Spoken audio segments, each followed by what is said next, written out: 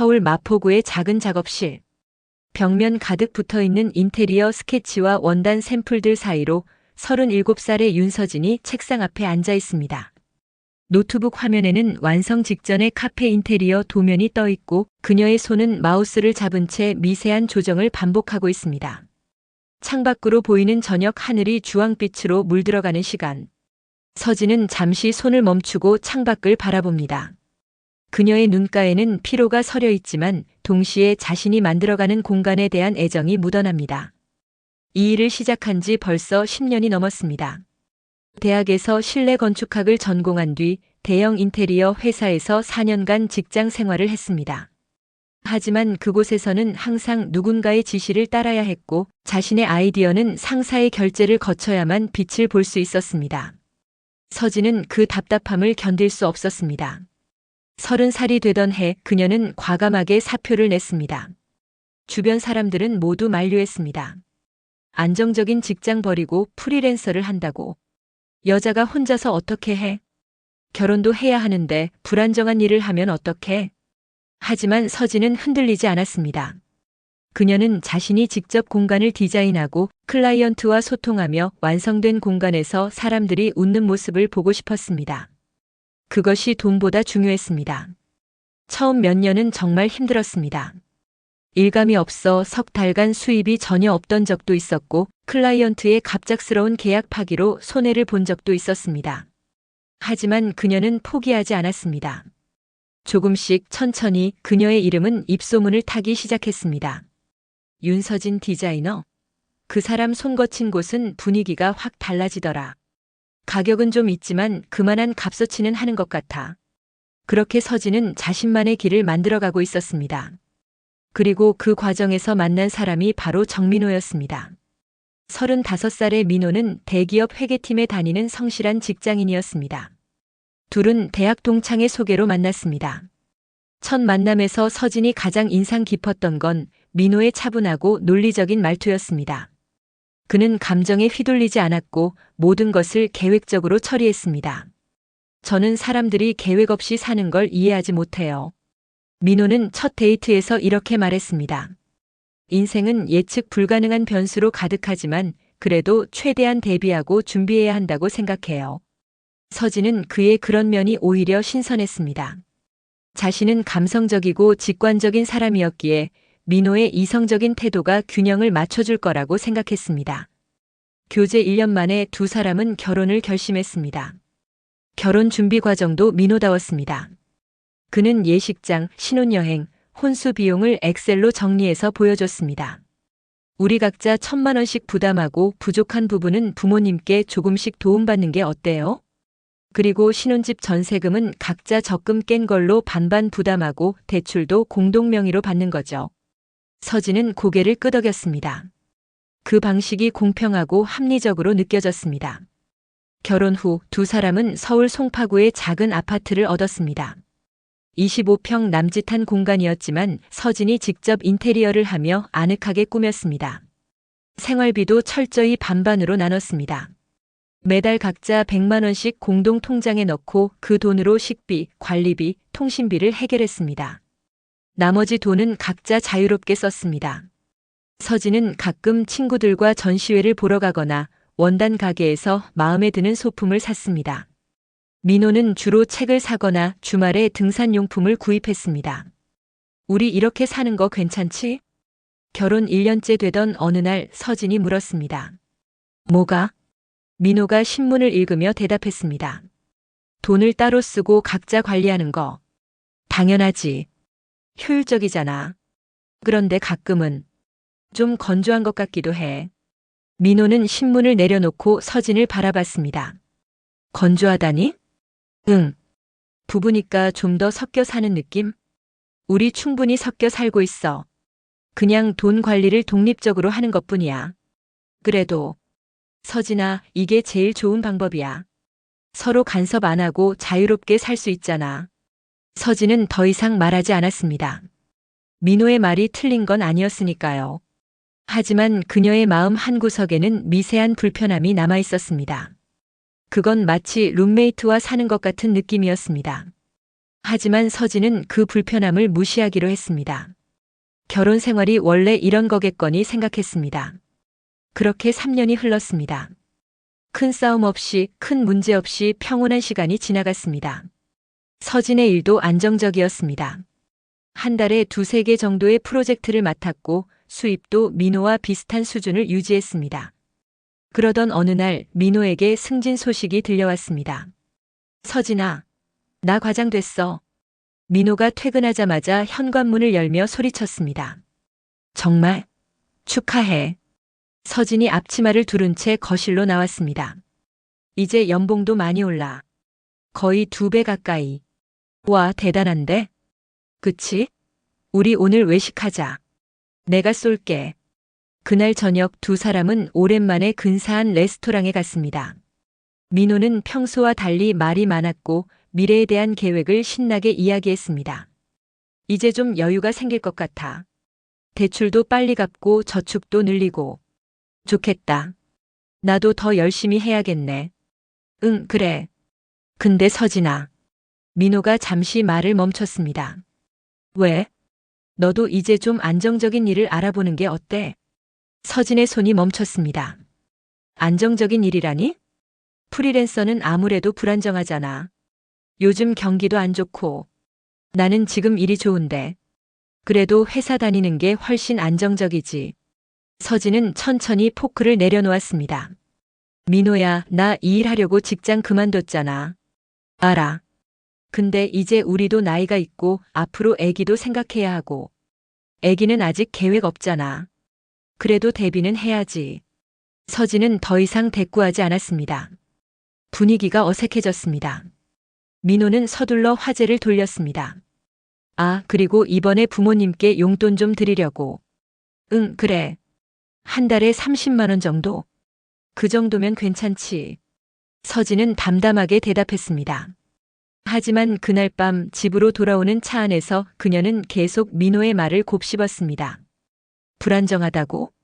서진은 지금껏 한 번도 생활비를 못 낸 적이 없었습니다. 오히려 가끔은 민호보다 더 많이 벌 때도 있었습니다. 그런데 왜 민호는 자신의 일을 불안정하다고 표현했을까요? 그날 이후 미묘한 변화가 시작되었습니다. 민호는 이전보다 자신의 일에 대해 더 많이 이야기했습니다. 회사에서의 성과, 상사의 칭찬, 동료들과의 관계. 반면 서진의 일에 대해서는 예전만큼 관심을 보이지 않았습니다. 오늘 클라이언트랑 미팅 어땠어? 서진이 물으면 민호는 간단히 대답했습니다. 그냥 그랬어. 더 이상 자세히 물어보지 않았습니다. 그리고 몇 달 뒤 코로나가 터졌습니다. 세상이 멈춰버린 것 같았습니다. 서진의 일감도 급격히 줄어들었습니다. 카페와 레스토랑들이 문을 닫았고 인테리어 프로젝트는 대부분 취소되거나 연기되었습니다. 한 달에 2~3개씩 들어오던 의뢰가 석 달에 하나로 줄었습니다. 수입은 반토막이 났습니다. 서진은 초조해졌습니다. 공동 통장에 넣을 생활비를 마련하기 위해 그녀는 예비 자금을 조금씩 까먹기 시작했습니다. 반면 민호는 여전히 안정적이었습니다. 재택근무로 전환되었지만 월급은 그대로 들어왔습니다. 오히려 외식비와 교통비가 줄어들면서 저축이 늘었습니다. 어느 날 저녁 민호가 조심스럽게 말을 꺼냈습니다. 서진아, 이번 달 생활비 내가 좀 덜 내도 돼. 서진이 설거지를 하다 멈췄습니다. 무슨 소리야? 요즘 일이 없잖아. 힘들면 내가 더 낼게. 아니야, 괜찮아. 괜찮긴. 내 통장 잔고 내가 봤어. 서진의 얼굴이 굳었습니다. 내 통장을 왜 봐? 아니, 그냥 우연히. 휴대폰 보다가. 민호야, 그건 내 사생활이야. 알아. 미안. 근데 너무 무리하지 마. 당분간은 내가 더 부담할게. 서진은 아무 말도 하지 못했습니다. 민호의 배려가 고마운 동시에 왠지 모를 굴욕감이 밀려왔습니다. 자신이 부담이 되었다는 느낌. 그날 밤 서진은 잠들지 못하고 천장을 바라봤습니다. 옆에서는 민호가 편안하게 숨을 쉬며 자고 있었습니다. 나는 왜 이렇게 불안할까? 예전에는 이런 적 없었는데. 돈 때문에 이렇게 초라해진 건 처음이야. 서진은 눈을 감았습니다. 하지만 잠은 오지 않았습니다. 그리고 그녀는 몰랐습니다. 이것이 시작에 불과하다는 것을, 균형이 깨진 순간 관계는 조금씩 무너지기 시작한다는 것을. 코로나가 시작된 지 6개월이 지났습니다. 서진의 작업실은 예전처럼 분주하지 않았습니다. 전화벨 소리도 클라이언트와의 미팅도 뜸해졌습니다. 책상 위에는 완성되지 못한 스케치들만 쌓여갔습니다. 서진은 매일 노트북 앞에 앉아 새로운 프로젝트를 기획했지만 실제로 진행되는 일은 거의 없었습니다. 그녀의 통장 잔고는 점점 줄어들었습니다. 반면 집에서는 민호가 재택 근무를 하며 영상회의에 참여하는 모습이 자주 보였습니다. 네, 이번 분기 보고서는 제가 취합해서 올리겠습니다. 예산안은 내일까지 완성하겠습니다. 민호의 목소리는 여전히 자신감이 넘쳤습니다. 일이 없는 서진과 달리 그는 여전히 바빴고 필요한 사람이었습니다. 서진은 그런 민호를 바라보며 점점 자신이 작아지는 느낌을 받았습니다. 어느 날 오후 서진이 거실 소파에 앉아 인테리어 잡지를 보고 있을 때였습니다. 민호가 서재에서 나와 물 한 잔을 따라 마셨습니다. 오늘도 일 없어? 민호가 무심코 물었습니다. 서진은 잡지에서 눈을 떼지 않고 대답했습니다. 응, 오늘은 없어. 요즘 계속 그런 것 같은데. 어쩔 수 없잖아. 코로나 때문에 다들 공사를 안 해. 그래도 너무 오래 쉬는 거 아냐? 서진이 잡지를 덮으며 민호를 쳐다봤습니다. 쉬는 게 아니야. 일이 없는 거지. 그게 그거 아냐? 완전히 달라. 민호는 어깨를 으쓱했습니다. 뭐 그렇게 예민하게 받아들일 필요는 없는데. 서진은 더 이상 대꾸하지 않았습니다. 하지만 그 말은 가시처럼 그녀의 마음에 박혔습니다. 쉬는 것과 일이 없는 것은 분명히 달랐습니다. 서진은 지금 선택해서 쉬는 게 아니었습니다. 일을 하고 싶어도 할 수 없는 상황이었습니다. 그런데 민호는 그 차이를 이해하지 못하는 것 같았습니다. 며칠 뒤 서진의 오랜 친구 수연이에게서 연락이 왔습니다. 서진아, 우리 다음 달에 제주도 갈 건데 너도 갈래? 제주도? 응, 민지, 혜진이랑 셋이서 가기로 했어. 2년 만에 제대로 된 여행인데 너도 와. 서진은 잠시 망설였습니다. 요즘 수입이 없어서 돈 쓰는 게 조심스러웠습니다. 하지만 친구들과의 여행은 정말 오랜만이었습니다. 얼마나 갈 건데? 2박 3일. 숙소랑 렌터카 합쳐서 1인당 40만 원 정도? 야, 너 요즘 힘들잖아. 기분 전환 좀 해. 그래, 알았어. 나도 갈게. 서진은 결심했습니다. 자신에게도 이 정도 위로는 필요했습니다. 그날 저녁 서진은 민호에게 말했습니다. 민호야, 나 다음 달에 친구들이랑 제주도 갈 거야. 민호가 저녁 식사를 하다 고개를 들었습니다. 제주도? 누구랑? 대학 동기들이랑. 수연이, 민지, 혜진이. 갑자기? 갑자기는 아니고 오래전부터 가고 싶었어. 민호는 젓가락을 내려놓았습니다. 요즘 돈도 안 벌면서 여행은 가? 서진의 손이 멈췄습니다. 뭐라고? 아니, 그냥 여유롭네 싶어서. 여유로운 게 아니라 잠깐 쉬고 싶은 거야. 쉬기는 일이 없으니까 시간이 많은 거지. 민호의 목소리에는 냉소가 섞여 있었습니다. 서진은 숨을 깊게 들이마셨습니다. 민호야, 그게 무슨 말이야? 있는 그대로 말한 건데. 지금 나한테 백수라고 하는 거야? 내가 그런 말 했어? 했잖아. 일이 없으니까 시간이 많다고. 민호는 한숨을 쉬었습니다. 서진아, 너무 예민하게 받아들이지 마. 예민한 게 아니야. 당신이 날 무시하는 거지. 무시? 내가 언제? 지금. 방금. 내가 힘들어서 친구들이랑 여행이라도 가려는 건데 당신은 돈 타령이야? 돈 타령이 아니라 현실을 말하는 거지. 서진은 포크를 접시에 내려놓았습니다. 식욕이 완전히 사라졌습니다. 나 먼저 들어갈게. 서진은 자리에서 일어났습니다. 민호는 아무 말 없이 그녀를 바라봤습니다. 그날 밤 서진은 방문을 닫고 혼자 앉아 있었습니다. 눈물이 날 것 같았지만 참았습니다.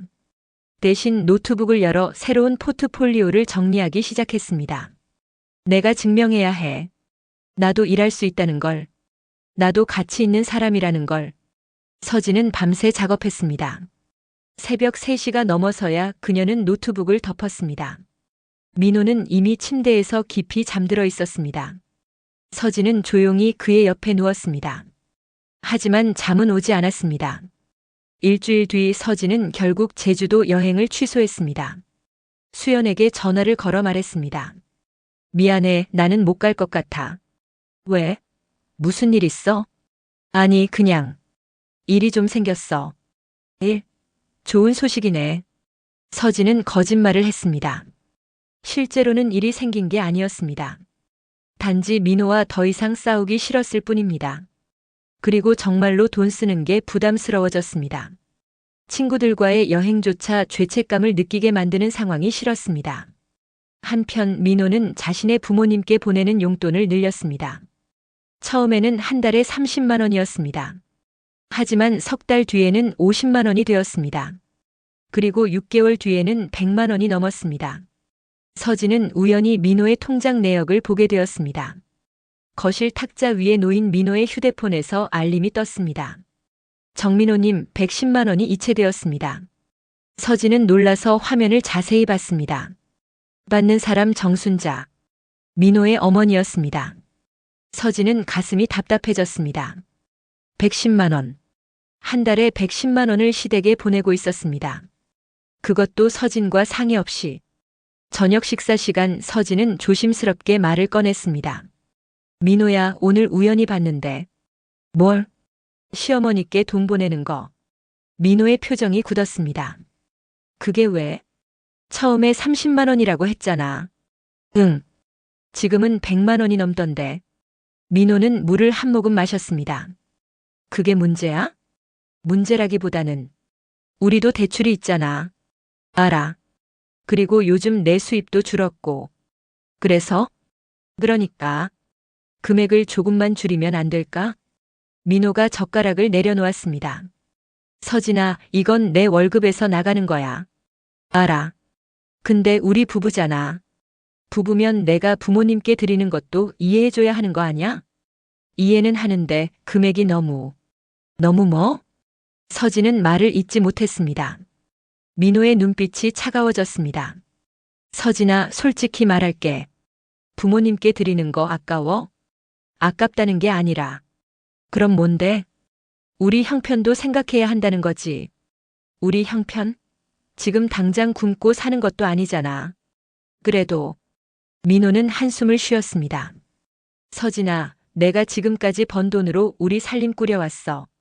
내가 수입 없을 때도 내가 다 채웠고. 그건 고마워. 그런데 내가 부모님께 드리는 거에 대해서는 왜 이래? 서진은 입술을 깨물었습니다. 민호의 말이 틀린 건 아니었습니다. 실제로 최근 몇 달간 생활비의 대부분은 민호가 부담했습니다. 하지만 그렇다고 해서 서진이 아무 말도 할 수 없는 건 아니었습니다. 민호야, 나는 그냥 뭐? 우리가 함께 상의하면 좋겠어. 큰 지출은?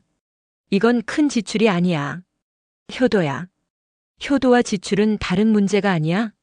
민호는 자리에서 일어났습니다. 나 배불러.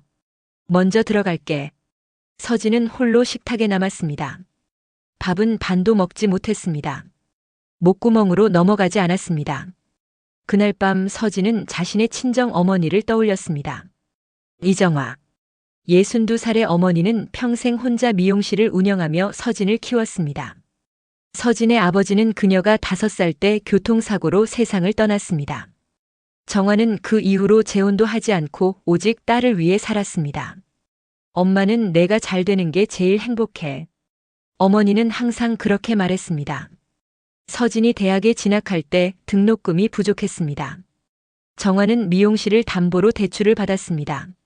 엄마, 미안해. 내가 장학금 받을게. 괜찮아.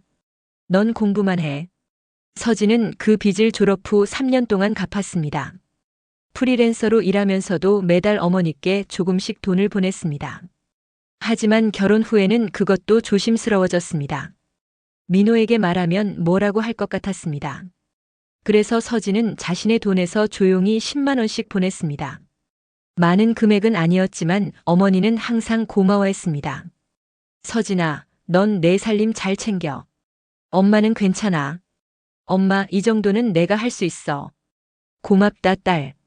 하지만 최근 들어 어머니의 목소리가 예전 같지 않았습니다. 엄마, 무슨 일 있어? 목소리가 안 좋아. 아니야, 그냥 좀 피곤해서. 많이 힘들어?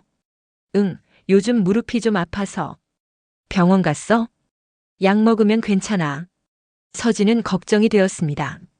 어머니는 평생 서서 일했습니다. 손님들의 머리를 감기고 커트하고 펌을 하면서 하루 종일 서 있었습니다. 무릎이 상할 수밖에 없었습니다. 엄마, 제대로 검사 받아봐. 괜찮다니까. 돈 아까워. 엄마 건강이 더 중요하지. 알았어, 알았어. 나중에 한번 가볼게. 하지만 정화는 병원에 가지 않았습니다. 병원비가 부담스러웠기 때문입니다. 미용실 수입도 예전 같지 않았습니다. 요즘은 젊은 사람들이 대형 프랜차이즈 미용실로 가서 동네 미용실은 손님이 줄었습니다. 정화는 그래도 버텼습니다. 딸에게 걱정 끼치고 싶지 않았습니다. 서진은 그 사실을 어렴풋이 알고 있었습니다. 하지만 지금은 자신도 여유가 없었습니다. 민호에게 더 많은 돈을 요구할 수도 없었습니다. 나는 왜 이렇게 무력할까? 서진은 스스로에게 물었습니다. 어머니께 제대로 해드릴 수도 없고 남편과의 관계도 점점 어색해지고 그날 밤 서진은 오랜만에 눈물을 흘렸습니다. 조용히 소리 내지 않고 베개에 얼굴을 묻은 채 옆에서 민호는 여전히 깊은 잠에 빠져 있었습니다. 그는 아무것도 몰랐습니다. 아내가 얼마나 힘든지, 얼마나 외로운지. 다음 날 아침 서진은 언제 그랬냐는 듯 평소처럼 아침을 차렸습니다. 민호는 신문을 보며 커피를 마셨습니다. 오늘 회사에서 회식 있어. 늦을 것 같아. 알았어. 저녁은 알아서 먹어. 응. 짧은 대화였습니다. 예전에는 회식이 있으면 민호가 미안해했습니다. 서진아, 미안. 오늘 회식인데 괜찮아? 괜찮아, 다녀와. 그래도 미안해. 주말에 맛있는 거 먹으러 가자. 하지만 지금은 그런 말도 없었습니다. 그저 통보할 뿐이었습니다. 서진은 씁쓸하게 웃었습니다. 우리 언제부터 이렇게 됐을까? 예전에는 이러지 않았는데. 하지만 서진은 알고 있었습니다. 돈이 모든 걸 바꿔놓았다는 것을. 수입의 균형이 깨진 순간 관계의 균형도 함께 무너졌다는 것을. 그리고 그 벽은 점점 더 높아지고 있었습니다. 눈에 보이지 않지만 확실히 존재하는 벽. 서로를 갈라놓는 차갑고 단단한 벽이 그들 사이에 서 있었습니다. 가을이 깊어지던 10월. 서진은 어머니 정화에게서 전화를 받았습니다. 여보세요, 엄마. 서진아. 목소리가 평소와 달랐습니다. 힘이 없고 떨리는 목소리였습니다. 엄마, 왜 그래? 어디 아파? 아니야, 괜찮아. 목소리가 이상한데. 그냥 좀 피곤해서. 서진은 불안해졌습니다. 엄마, 솔직히 말해봐. 무슨 일 있지? 잠시 침묵이 흘렀습니다. 그리고 정화가 작은 목소리로 말했습니다. 사실은 무릎이 많이 안 좋아졌어. 얼마나? 병원 갔더니 수술해야 한대. 서진의 가슴이 철렁 내려앉았습니다. 수술? 왜 이제 말해? 너 걱정시키기 싫어서. 엄마. 미안해, 딸아. 서진은 눈물이 날 것 같았지만 참았습니다. 수술비는 얼마래? 1,000만 원 정도. 1,000만 원? 응. 인공관절 수술이라서. 정화의 목소리가 더욱 작아졌습니다. 엄마가 돈을 좀 모아뒀는데 부족해서. 얼마나 부족한데? 400만 원 정도. 서진은 숨을 깊게 들이마셨습니다. 알았어, 엄마. 내가 보내줄게. 안 돼, 서진아. 너도 형편이 어려운 거 알아. 괜찮아. 내가 어떻게든 할게. 정말 미안해. 미안하긴. 엄마가 아픈데 당연히 내가 해야지. 서진은 전화를 끊고 한참을 멍하니 앉아 있었습니다. 400만 원. 지금 서진의 통장에는 800만 원이 있었습니다. 그중 300만 원은 생활 예비비였고 500만 원은 적금을 깬 돈이었습니다. 400만 원을 보내면 서진에게 남는 건 400만 원뿐이었습니다. 하지만 망설일 이유가 없었습니다. 어머니가 아픈데 돈이 문제일 수는 없었습니다. 서진은 바로 은행 앱을 열어 이체를 진행했습니다. 수취인 이정화. 금액 400만 원. 이체 완료. 화면에 메시지가 떴습니다. 서진은 휴대폰을 내려놓고 깊은 한숨을 쉬었습니다. 이제 남은 돈이 얼마 없네. 다음 달 생활비는 어떻게 하지? 하지만 후회는 없었습니다. 어머니의 건강이 우선이었습니다. 그날 저녁 민호가 퇴근했습니다. 서진은 저녁을 차려놓고 기다리고 있었습니다. 오늘 일찍 왔네? 서진이 말했습니다. 응, 오늘은 일찍 끝났어. 민호는 넥타이를 풀며 식탁에 앉았습니다. 뭐 특별한 일 있어? 아니, 별일 없어. 서진은 말하지 않았습니다. 어머니 일을 굳이 지금 말할 필요는 없다고 생각했습니다. 하지만 며칠 뒤 민호가 통장을 확인하다가 알게 되었습니다. 서진아. 민호의 목소리가 거실에서 들려왔습니다. 평소와 다른 날카로운 목소리였습니다. 서진은 주방에서 나왔습니다. 왜? 이게 뭐야? 민호가 휴대폰을 들어 보였습니다. 화면에는 서진의 통장 내역이 떠 있었습니다. 내 통장을 왜 봐? 공동 계좌 확인하려다가 내 거도 봤어. 그래도 그건 지금 그게 중요해? 친정에 400만 원이나 보냈잖아. 민호의 목소리가 높아졌습니다. 서진은 침착하게 대답했습니다. 엄마가 수술하셔야 해서. 수술? 무릎 인공관절 수술. 민호는 잠시 말을 멈췄습니다. 그래도 나한테 한마디는 했어야지. 당신한테 왜 허락을 받아야 해? 허락이 아니라 상의지. 당신은 시어머니께 100만 원 넘게 보낼 때 나한테 상의했어. 민호의 얼굴이 굳었습니다. 그건 다르잖아. 뭐가 달라? 그건 내 부모고. 민호는 말끝을 흐렸습니다. 하지만 서진은 그 말의 의미를 정확히 알아들었습니다. 그래, 당신 부모지. 그럼 우리 엄마는 뭐야? 그게 아니라 남의 집 부모야? 가족이 아니야? 서진의 목소리가 떨렸습니다. 민호는 이마를 짚었습니다. 서진아, 나는 그런 뜻으로 말한 게 아니야. 그럼 무슨 뜻이야? 나는 그냥 큰 금액을 쓸 땐 서로 얘기하자는 거지. 당신은 안 그랬잖아. 내가 언제? 시어머니께 매달 100만 원 넘게 보낼 때 나한테 말도 없었잖아. 민호는 한숨을 쉬었습니다. 그건 내 월급에서 나가는 거니까. 그래, 당신 월급이지. 당신이 버는 돈이니까 당신 마음대로 쓸 수 있지. 서진의 목소리에 비아냥이 섞였습니다. 근데 내가 내 돈으로 엄마 수술비 보내는 건 왜 문제야? 민호는 대답하지 못했습니다. 그는 소파에 털썩 앉았습니다.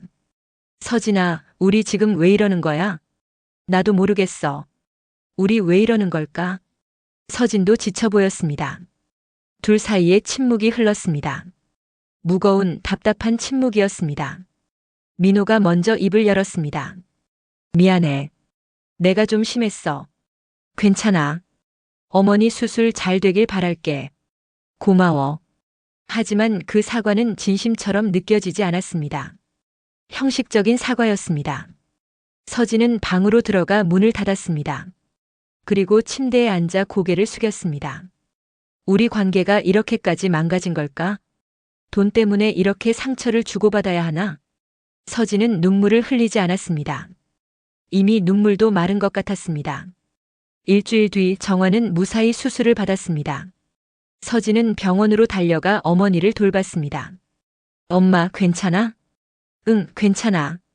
이제 좀 나아질 것 같아. 정화는 창백한 얼굴로 웃었습니다. 고생했어, 딸아. 정말 고마워. 고맙긴요. 당연한 거지. 서진은 어머니의 손을 꼭 잡았습니다. 그 손은 거칠었지만 따뜻했습니다. 평생 일만 하며 살아온 손이었습니다. 서진아, 너 민호한테 미안하다고 전해줘. 왜? 갑자기 큰 돈을 써서. 엄마, 그건 엄마가 미안해할 일이 아니야. 그래도 괜찮아. 신경 쓰지 마. 하지만 서진의 마음은 편하지 않았습니다. 민호는 수술 당일에도 병원에 오지 않았습니다. 회사 일이 바빠서라는 핑계를 댔습니다. 서진은 섭섭했지만 표현하지 않았습니다. 이미 기대하지 않게 되었습니다. 그날 밤 서진이 집으로 돌아왔을 때였습니다. 민호는 서재에 있었습니다. 서진은 조용히 방으로 들어가려 했습니다. 하지만 민호가 나와서 말을 걸었습니다.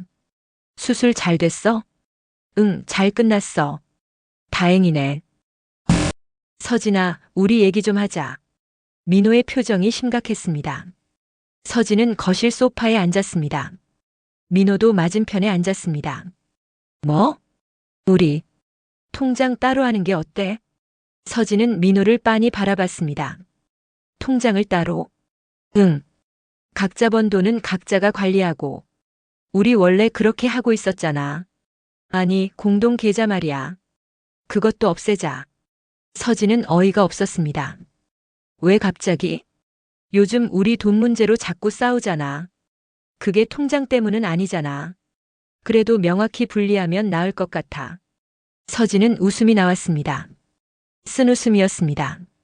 그러니까 완전히 남처럼 살자는 거야? 그게 아니라. 아니면 뭔데? 민호는 잠시 망설이다가 말했습니다. 솔직히 말할게. 난 부모님께 매달 돈을 드려야 해. 알아. 그게 내 의무야. 응. 내가 그걸 이해 못한다면. 민호는 말을 멈췄습니다. 서진이 대신 말을 이었습니다. 우리 생각이 너무 다르다는 거지. 당신은 시댁이 우선이고 나는 친정이 우선이니까.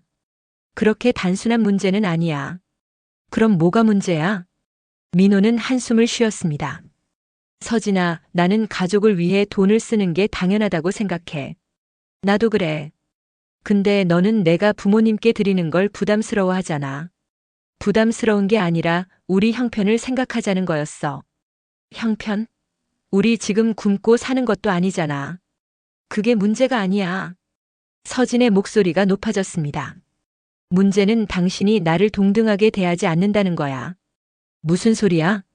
당신은 당신 부모님께 드리는 건 당연하다고 생각하면서 내가 우리 엄마 수술비 보내는 건 문제 삼잖아. 나는 문제 삼은 게 아니라 말도 안 하고 보냈다고 했잖아. 민호는 입을 다물었습니다. 서진은 계속 말했습니다.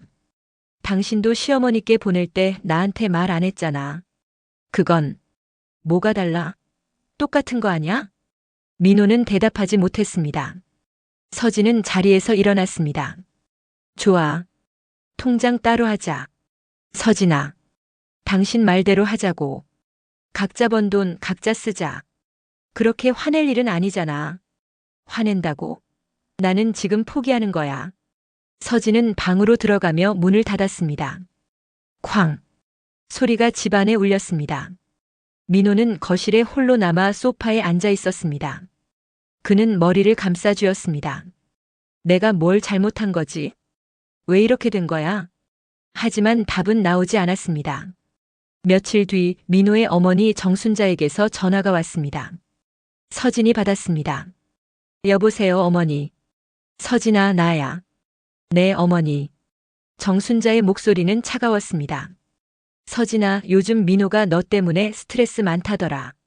서진은 숨을 멈췄습니다. 네? 시댁 일에 너무 민감하게 굴지 말아라. 어머니, 제가 언제? 민호가 나한테 돈 보내는 거 내가 싫어한다며? 서진은 할 말을 잃었습니다. 민호가 어머니한테 그런 말을 했다는 게 믿기지 않았습니다. 어머니, 그게 아니라. 뭐가 아니야? 민호 월급이 적은 것도 아니고 제 부모님께 드리는 게 뭐가 문제야? 저는 문제 삼은 게 아니에요. 그럼 뭔데? 서진은 입술을 깨물었습니다. 설명하고 싶었지만 말이 나오지 않았습니다. 정순자는 계속 말했습니다. 서진아, 결혼하면 시댁이 우선이야. 그걸 왜 몰라? 내 친정일도 중요하겠지만 그래도 선을 지켜야지. 서진의 손이 떨렸습니다. 어머니, 제가 선을 넘은 게 아니에요. 그럼 뭐야? 저도 제 엄마가 아파서 수술비를 보냈을 뿐이에요. 그래도 남편한테는 말했어야지. 민호 오빠도 어머니께 보낼 때 저한테 말 안 했어요. 정순자는 잠시 침묵했습니다. 그리고 차갑게 말했습니다. 그건 다르지. 서진은 더 이상 참을 수 없었습니다. 뭐가 다른데요? 아들이 어미한테 드리는 게 당연한 거 아니야? 그럼 며느리가 친정 엄마 도와드리는 건 안 당연한가요? 그건 정도가 있지. 서진은 웃음이 나왔습니다. 어머니, 제가 너무 민감한 게 아니에요. 그럼 너무 오래 참았던 거예요. 서진은 전화를 끊었습니다. 손이 떨렸고 눈물이 흘렀습니다. 하지만 이번에는 슬픔이 아니었습니다. 분노였습니다. 나는 이 집에서 뭐야? 가족이 아니야? 그냥 남의 집 며느리일 뿐이야? 서진은 그날 밤 결심했습니다. 더 이상 이렇게 살 수 없다고. 그녀는 조용히 짐을 싸기 시작했습니다. 옷가지, 책, 그리고 자신이 아끼던 물건들. 민호는 서재에서 일하느라 아무것도 몰랐습니다. 서진은 새벽에 집을 나왔습니다. 택시를 타고 친구 수연이 집으로 갔습니다. 서진아, 무슨 일이야? 수연이 놀라서 물었습니다. 며칠만 재워줄래? 당연하지. 근데 민호 오빠는? 얘기 안 했어. 그냥 나왔어. 수연은 더 이상 묻지 않았습니다. 대신 서진을 안아주었습니다. 괜찮아. 천천히 생각해. 서진은 친구의 품에서 비로소 울었습니다. 참았던 눈물이 쏟아졌습니다. 그렇게 그녀는 일주일간 친구 집에 머물렀습니다. 민호에게서 수십 통의 전화가 왔지만 받지 않았습니다. 문자도 여러 번 왔습니다. 서진아, 어디야? 연락해. 우리 얘기하자. 미안해. 하지만 서진은 답하지 않았습니다. 그리고 일주일 뒤 집으로 돌아갔습니다. 민호는 초췌한 얼굴로 그녀를 맞았습니다. 어디 갔었어? 연락도 안 받고. 생각 좀 했어. 무슨 생각? 서진은 민호를 똑바로 바라봤습니다. 우리 이혼하자. 민호의 얼굴이 하얗게 변했습니다. 뭐라고? 이혼하자고. 서진아, 갑자기 무슨 소리야? 갑자기가 아니야. 오래 생각했어. 서진의 목소리는 침착했습니다. 더 이상 흔들리지 않았습니다. 불균형의 대가는 이렇게 관계의 끝으로 치달았습니다. 서진의 이혼 선언 이후 집안의 공기는 얼어붙었습니다. 민호는 며칠 동안 아무 말도 하지 않았습니다. 출근하고 퇴근하고 각자 방에서 시간을 보냈습니다. 식사도 따로 했습니다. 마치 한 집에 사는 남남 같았습니다. 일주일이 지난 어느 저녁, 민호가 먼저 입을 열었습니다. 서진아, 우리 진짜 이혼해야 해? 서진은 거실 소파에 앉아 책을 보고 있었습니다. 책장을 넘기던 손이 멈췄습니다. 응. 왜? 더 이상 함께 살 수 없을 것 같아서. 그게 무슨 이유야? 서진은 책을 덮고 민호를 바라봤습니다. 민호야, 우리 언제부터 이렇게 됐을까? 뭐가? 서로한테 이렇게 차갑게 대하게 된 게. 민호는 소파 맞은편에 앉았습니다. 나는 내가 뭘 잘못했는지 모르겠어. 정말 몰라? 응. 서진은 한숨을 쉬었습니다. 민호야, 당신은 나를 동등한 사람으로 보지 않아. 무슨 소리야? 당연히 동등하지. 아니야. 당신 말과 행동은 달라. 어떻게? 서진은 천천히 말했습니다. 당신은 당신 부모님께 드리는 건 당연하다고 생각하지만 내가 우리 엄마를 도와드리는 건 문제 삼잖아. 나는 문제 삼은 게 아니라 말 안 하고 보냈다고 따졌잖아. 그건 큰 돈이었으니까. 당신도 시어머니께 100만 원 넘게 보낼 때 나한테 말 안 했어. 민호는 입을 다물었습니다. 서진은 계속했습니다. 그리고 당신은 내 일을 존중하지 않아. 그런 적 없어. 있어. 불안정하다고 했잖아. 그건 일이 없으니까 시간이 많다고 했잖아. 민호는 고개를 숙였습니다. 미안해. 그때는 그냥 그렇게 나온 거야. 그냥 그게 당신 속마음이었던 거지. 아니야. 민호의 목소리가 높아졌습니다. 나는 내 일을 존중해. 말로만. 실제로는 안 그래. 그럼 나보고 어떻게 하라는 거야? 서진은 조용히 대답했습니다. 아무것도. 이제 아무것도 바라지 않아. 민호는 머리를 쥐어뜯었습니다.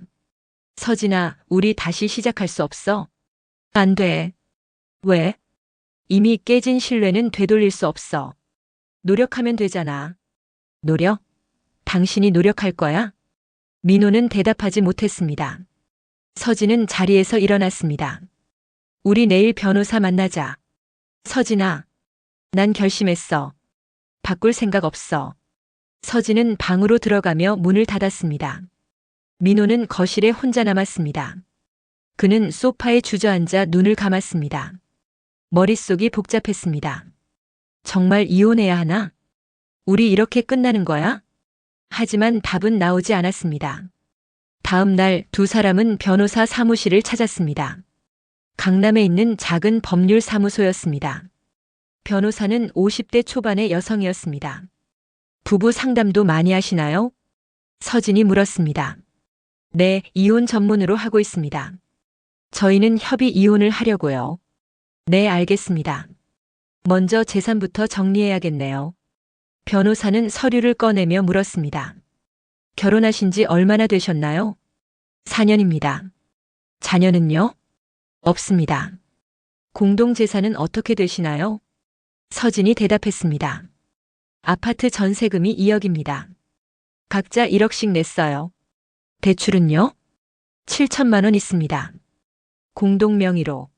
그럼 전세금에서 대출 갚고 나머지를 반반 나누시면 되겠네요. 민호가 끼어들었습니다. 잠깐만요. 네. 전세금은 반반 맞는데 대출 이자는 제가 대부분 냈습니다. 서진이 민호를 쳐다봤습니다. 뭐라고? 최근 1년 반 동안 이자는 거의 내가 냈잖아. 그건 내가 수입이 없어서. 그러니까 그걸 고려해야 한다는 거지. 서진은 어이가 없었습니다.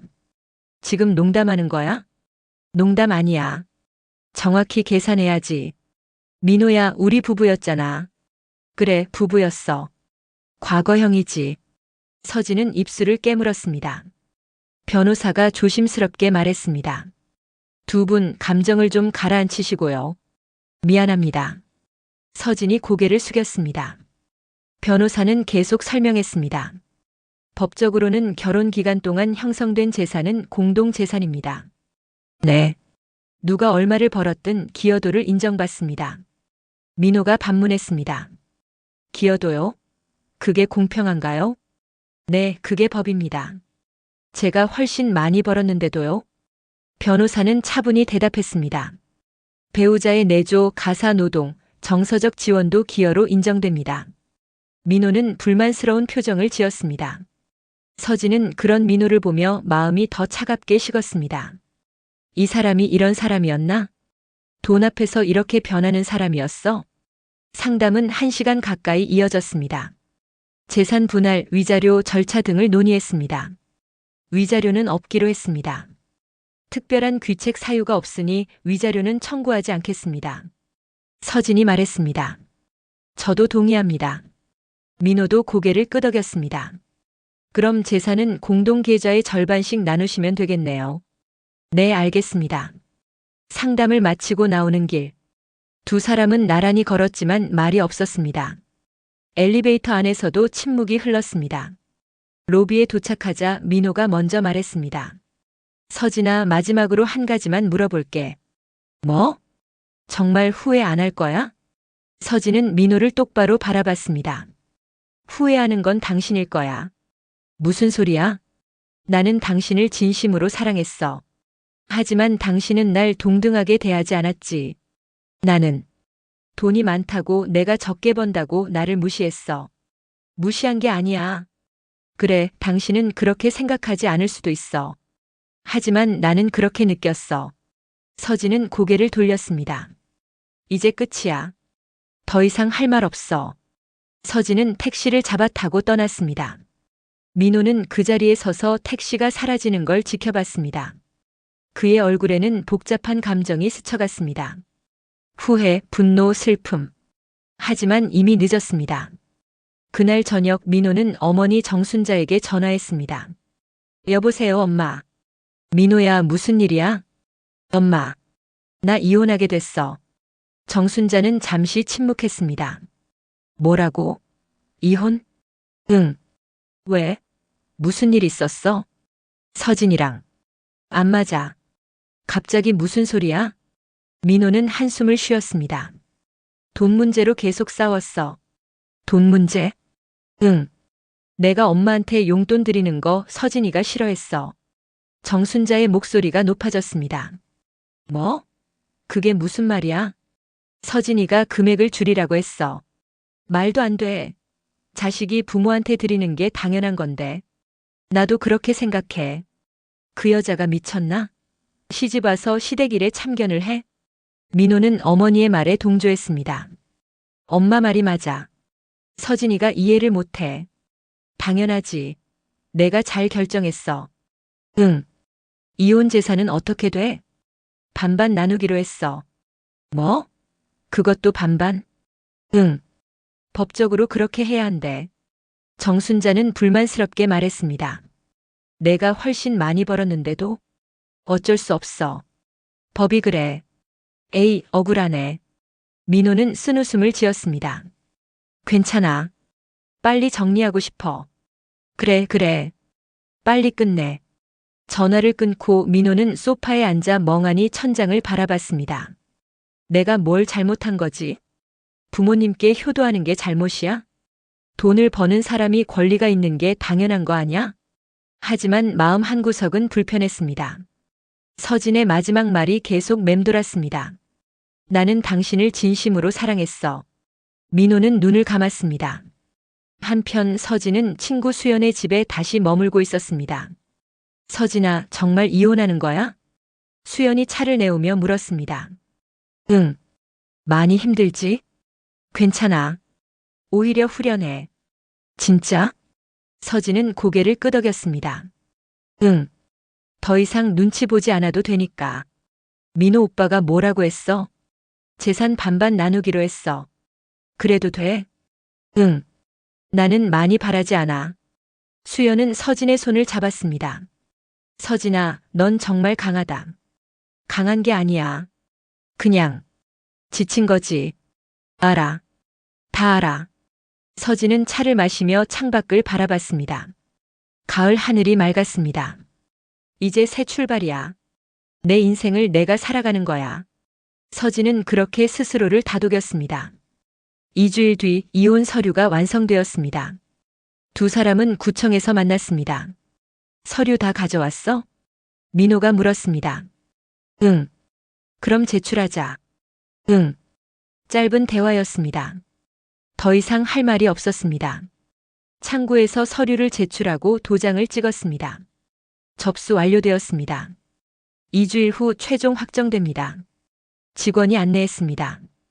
감사합니다. 두 사람은 구청을 나왔습니다. 가을 햇살이 따스했습니다.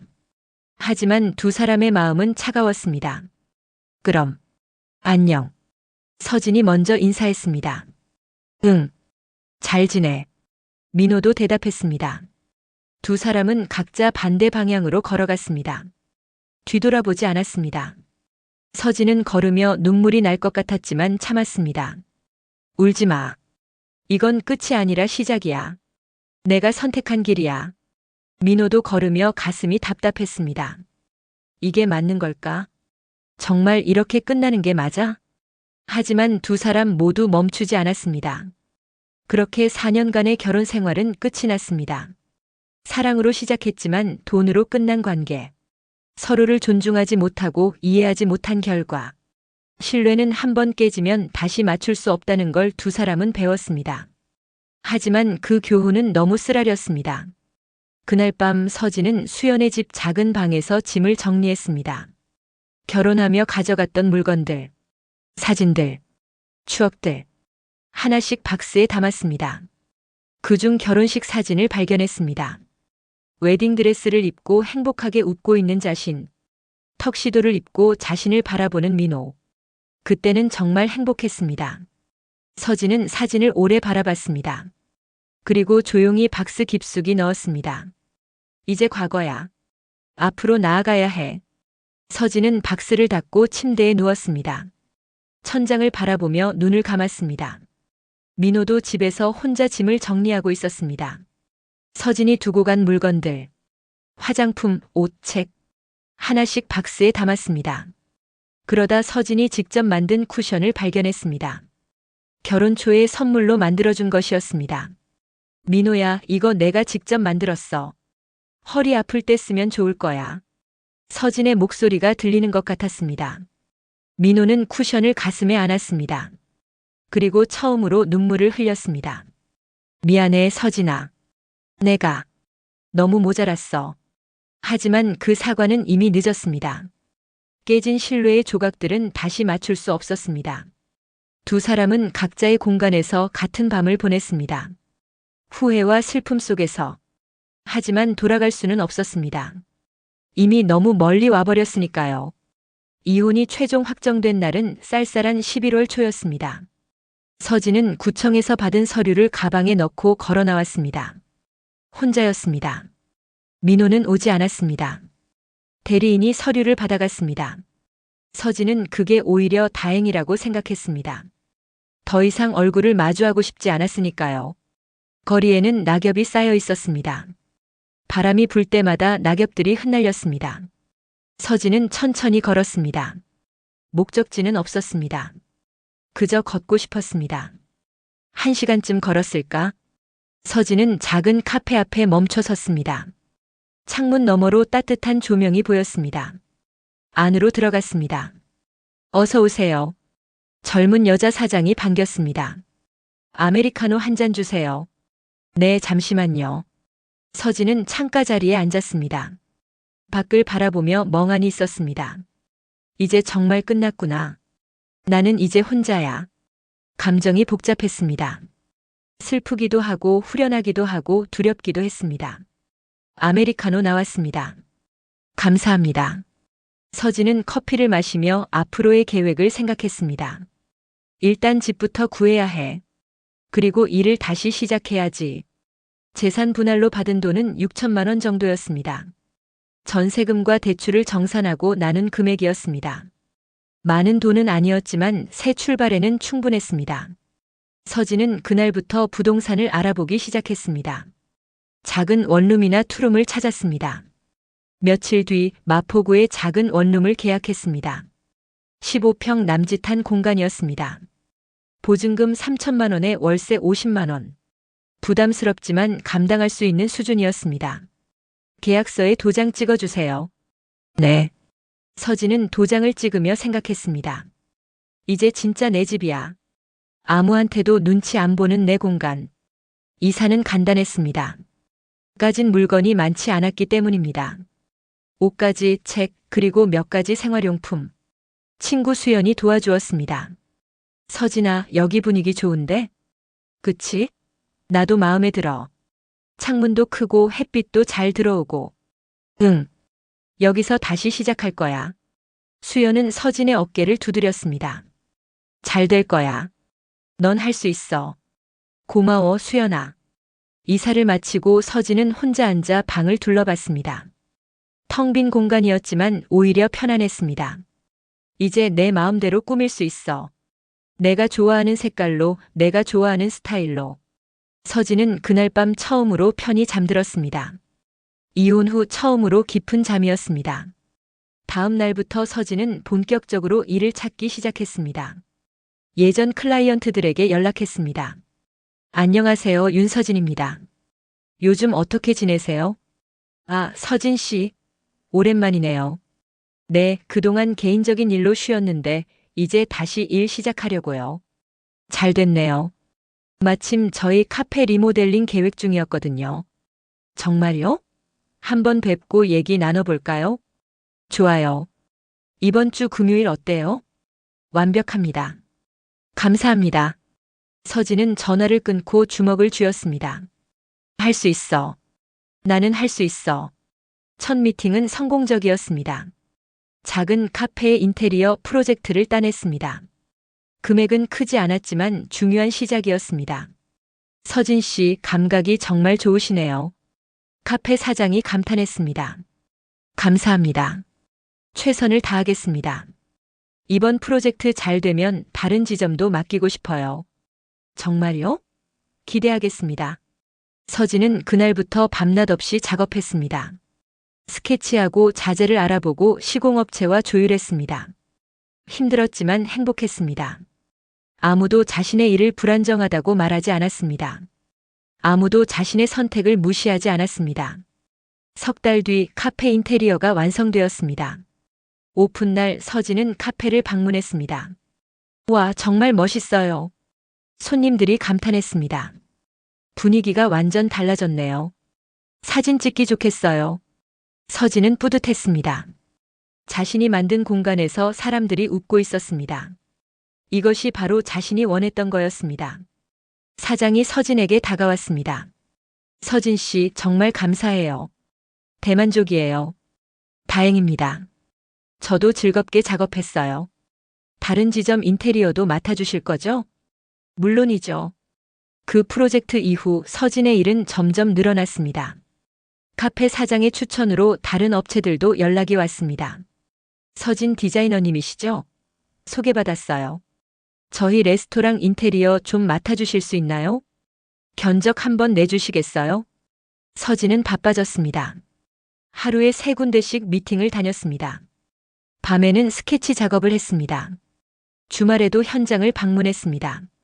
힘들었지만 예전과는 달랐습니다. 이제는 누구한테도 눈치 보지 않았습니다. 자신이 번 돈은 온전히 자신의 것이었습니다. 쓰고 싶을 때 쓰고 저축하고 싶을 때 저축했습니다. 아무도 간섭하지 않았습니다. 어느 날 저녁 서진은 통장을 확인했습니다. 잔고가 1,500만 원이었습니다. 석 달 만에 모은 돈이었습니다. 서진은 뿌듯하게 웃었습니다. 내가 했어. 내 힘으로. 그때 어머니 정화에게서 전화가 왔습니다. 서진아, 나야. 엄마, 어떻게 지내? 좋아. 무릎도 많이 나아졌어. 다행이다. 재활 잘하고 있어? 응, 매일 운동하고 있어. 잘하고 있네. 나도 안심이야. 정화는 잠시 침묵했습니다. 그리고 조심스럽게 물었습니다. 서진아, 너 괜찮아? 응, 괜찮아. 걱정 마. 이혼하고 많이 힘들지? 처음엔 힘들었는데 이제는 괜찮아. 정말? 응. 오히려 잘한 것 같아. 정화는 한숨을 쉬었습니다. 엄마가 미안해. 엄마 때문에 그렇게 된 것 같아서. 엄마, 그게 아니야. 우리 관계 자체가 문제였어. 그래도 괜찮아, 엄마. 나 이제 잘 살고 있어. 정말? 응. 일도 잘 되고 돈도 잘 벌고 있어. 정화의 목소리가 밝아졌습니다. 그래? 다행이다. 정말 다행이야. 엄마도 건강 잘 챙기고 나중에 보러 갈게. 응, 그래. 사랑한다, 딸아. 나도 사랑해, 엄마.